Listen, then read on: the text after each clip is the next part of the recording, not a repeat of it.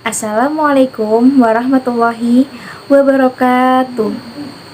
Perkenalkan, nama saya Nur Afifah Koniati dengan NIM 201221131. Tujuan saya membuat video ini yaitu untuk memenuhi tugas mata kuliah Teknologi Informasi yang diampu oleh Bapak Gali.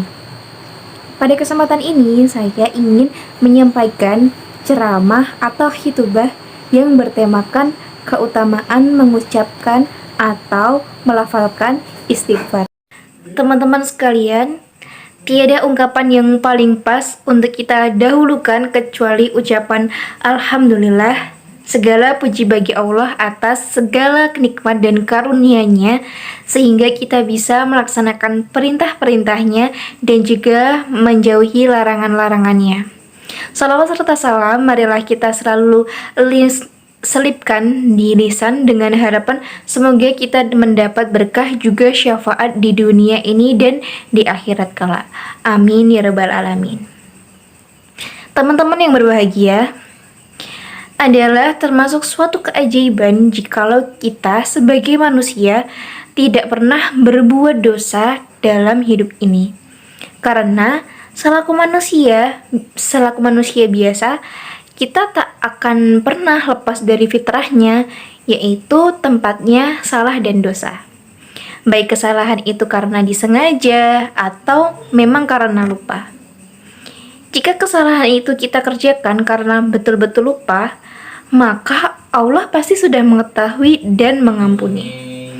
Akan tetapi, kalau kesalahan itu kita kerjakan dalam keadaan sadar atau sengaja, maka satu-satunya jalan menuju ampunan Allah yaitu dengan membaca istighfar. Dan ternyata teman-teman, membaca istighfar itu bukan hanya sekedar untuk menghapus dosa-dosa saja, namun juga untuk mendapatkan keutamaan-keutamaan lain.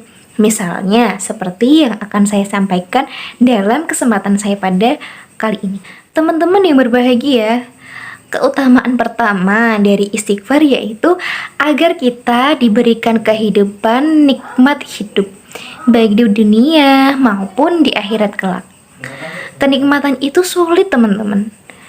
Kenapa kok sulit? Karena nikmat itu bukan kaya, bukan jaya, bukan mewah, dan juga bukan mahal. Salah satu contoh, ada orang kaya. Ia sukses di perusahaan, ia banyak saham, ia memiliki kendaraan dan rumah yang mewah. Ia makan di restoran pun juga restoran yang kelas internasional. Tapi di saat dia makan, dia ingat istrinya.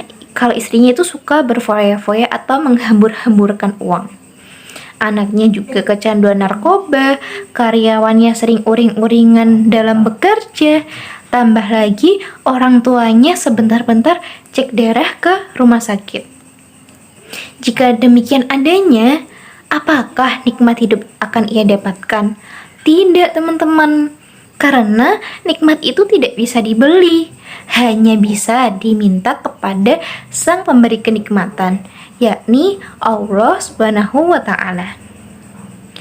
Allah Subhanahu wa Ta'ala berfirman dalam Quran surah Hud ayat 3 yang berbunyi, A'udzubillahi minasyaitonirrajim, Bismillahirrahmanirrahim.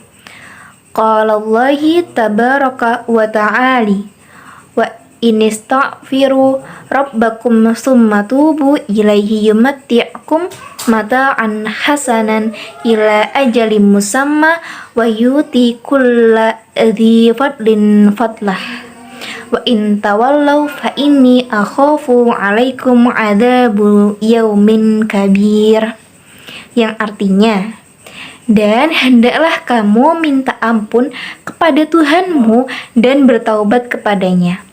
Jika kamu mengerjakannya, niscaya Dia akan memberi kenikmatan yang baik atau terus-menerus kepadamu sampai kepada waktu yang telah ditentukan. Dan Dia akan memberikan kepada setiap orang yang mempunyai keutamaan balasan keutamaannya. Namun jika kamu berpaling, maka sesungguhnya aku takut kamu akan ditimpa siksa hari kiamat.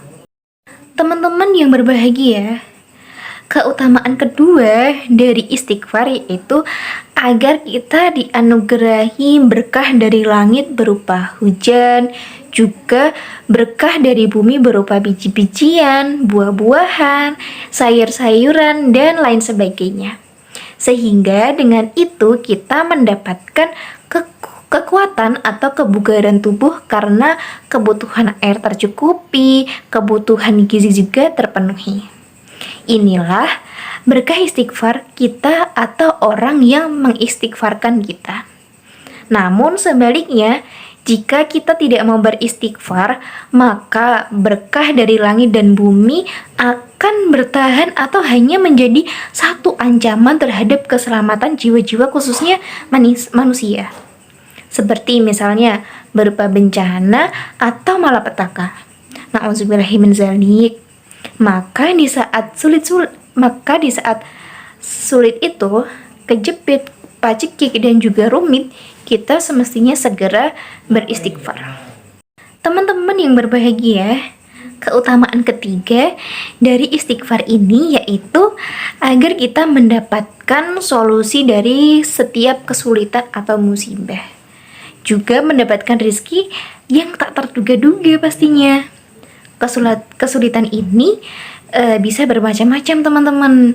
Misalnya sulit dari kerja, sulit dapat jodoh, sulit akur dengan tetangga, sulit memahami ilmu, atau ketika kita belajar itu sulit memahami apa yang kita pelajari, sulit melaksanakan ibadah, atau bahkan sulit bayar hutang. Solusinya juga istighfar, istighfar, dan istighfar. Semakin banyak kita beristighfar, maka semakin sering semakin bagus, dan semakin sering semakin afdol atau semakin bagus. Teman-teman yang berbahagia, ini saja yang dapat saya sampaikan. Mudah-mudahan ketiga keutamaan istighfar ini yang tadi saya sampaikan dapat memberi semangat kepada teman-teman agar kita rajin beristighfar, sehingga nantinya kita tergolong kepada ahli taubat demi kebahagiaan hidup kita di dunia maupun di akhirat kelak. Amin ya rabbal alamin. Jika ada jarum patah, jangan disimpan dalam peti. Jika ada kata-kata yang salah, jangan disimpan ke dalam hati. Ihdinas siratal mustaqim. Summa assalamualaikum warahmatullahi wabarakatuh.